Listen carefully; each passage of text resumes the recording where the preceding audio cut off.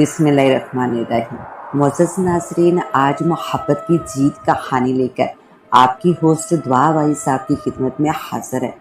सजावल ने ज़रूरत की एशिया खरीदी और अपने गांव की सीमा तोड़ लिया।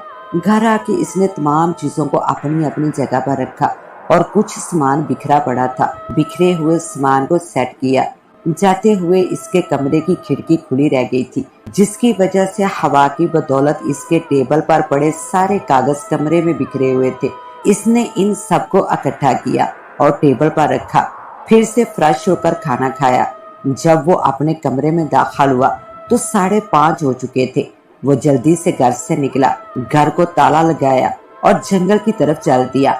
वो जंगल के उसी हिस्से में गया जहाँ इसने कल वो लड़की देखी थी। इसे तलाश करने लगा। आखिर इसकी तलाश रंग लाई। जो ही इसने शुमार की सीमत देखा तो कल वाली हालत में कोई लड़की चली आ रही थी। इसने इसका पीछा किया। बहुत वक्त चलने के बाद इसने दौड़ना शुरू कर दिया। इसने सोचा कि इस लड़की का रास्ता तो खत्म ही नहीं हो रहा। ऐसा करता हूँ, इसको मुखातब करके इससे दरियाफ्त करता हूँ कि वो इस वक्त इधर क्या कर रही है। इसने इसको पीछे से आवाज दी। इसने सजावल की दूसरी आवाज पर पलटकर देखा।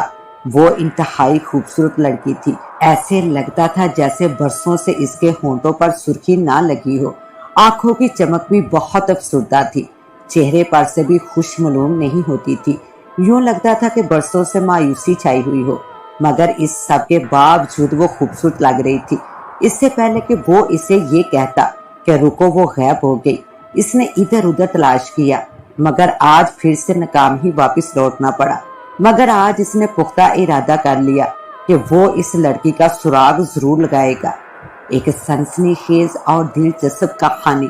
तो मुअज़्ज़ज़ नाज़रीन, कहानी में आगे बढ़ने से पहले आप तमाम दोस्तों से इल्तिमास है कि हमारे चैनल दुआ वॉइस को सब्सक्राइब कर दीजिए और साथ घंटी के बटन को दबा दीजिए ताकि हमारी आने वाली न्यू वीडियो का नोटिफिकेशन आपको मिल सके।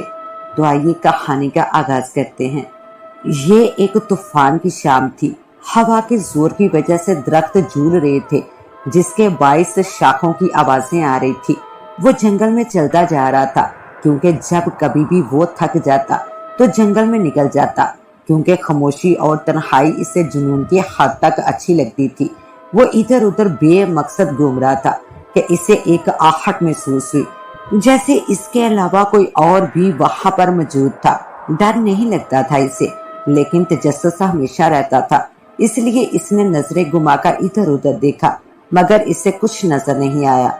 वो थोड़ी देर खामोश रहा तो इससे पैरों की आहटों की आवाजें आना वाजिया सुनाई दी।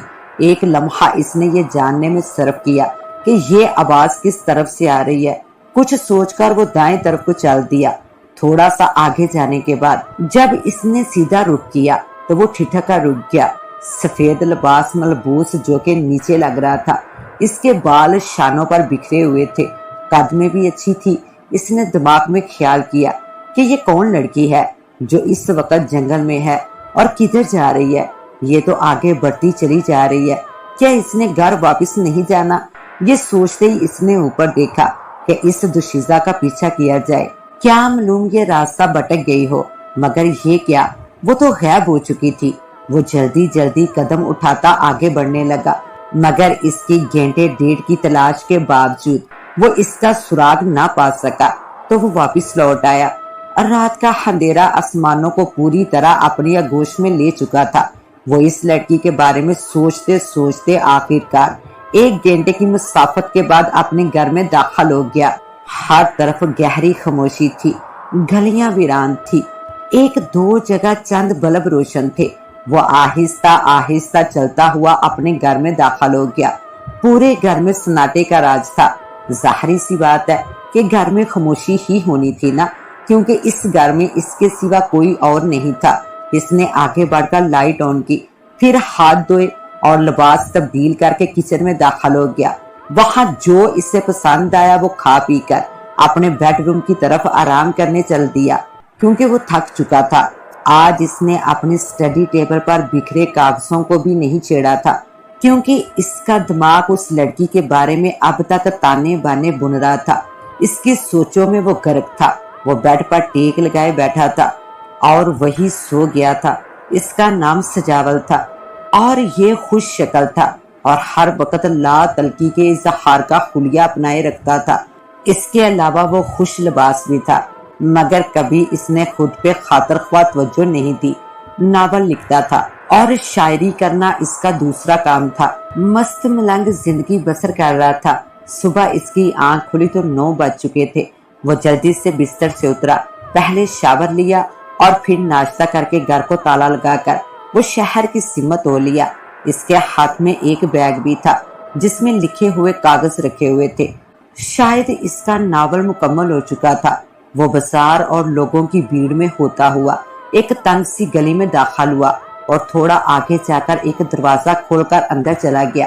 وہاں کچھ سمجھانے اور بتانے کے بعد اسے ایڈیٹر کے کمرے میں جانے کی اجازت مل گئی۔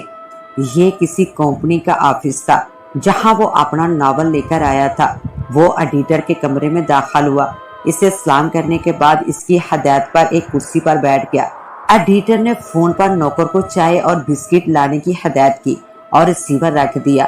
سجاول نے ہاتھ میں پکڑا ہوا لفافہ ایڈیٹر کے ٹیبل پر رکھ دیا۔ امجد صاحب نے وہ لفافہ کھول کر اس میں سے چند کاغذ نکالے اور ان کا مطالعہ کرنے لگا۔ ان تحریروں پہ نظر دوڑانے کے بعد بولے، بہت اچھا ہے ناول تمہارا۔ یہ کہتے ہوئے سجاول سے مخاطب ہوئے۔ اتنے میں نوکر چائے لے کر آیا، اندر داخل ہوا اور چائے امجد صاحب اور سجاول کو پیش کر کے کمرے سے باہر چلا گیا۔ میرا خیال ہے اب باقی باتیں طے کر لینی چاہیے، یہ کہتے ہوئے امجد صاحب نے فون پر بیل دی اور اپنے کمرے میں کسی کو آنے کا کہا اور ریسیور رکھ دیا۔ آپ لے نہ چائے، امجد صاحب نے سجاول سے کہا اور خود بھی اپنے ہاتھ میں چائے کا کپ پکڑ لیا۔ 3 سے 5 منٹ کے انتظار کے بعد نعمان اندر داخل ہوا۔ امجد صاحب نے انہیں بیٹھنے کا اشارہ کیا۔ اس کے بعد ناول کی جلد، اس کے باہر چھپنے والے پرنٹ اور ٹائٹل پہ گفتگو ہوئی۔ ان چیزوں کے فائنل ہونے کے بعد سجاول کو معاوضہ دے کر رخصت کر دیا گیا۔ سجاول نے ضرورت کی چیزیں خریدی اور اپنے گاؤں کی سمت ہو لیا۔ گھر آ کے اس نے تمام چیزوں کو اپنی اپنی جگہ پر رکھا اور کچھ سامان بکھرا پڑا تھا اسے سیٹ کیا۔ جاتے ہوئے اس کے کمرے کی کھڑکی کھلی رہ گئی تھی، جس کی وجہ سے ہوا کی بدولت اس کے ٹیبل پر پڑے سارے کاغذ کمرے میں بکھرے ہوئے تھے۔ اس نے ان کو اکٹھا کیا اور ٹیبل پر رکھا، پھر سے فریش ہو کر کھانا کھایا۔ جب وہ اپنے کمرے میں داخل ہوا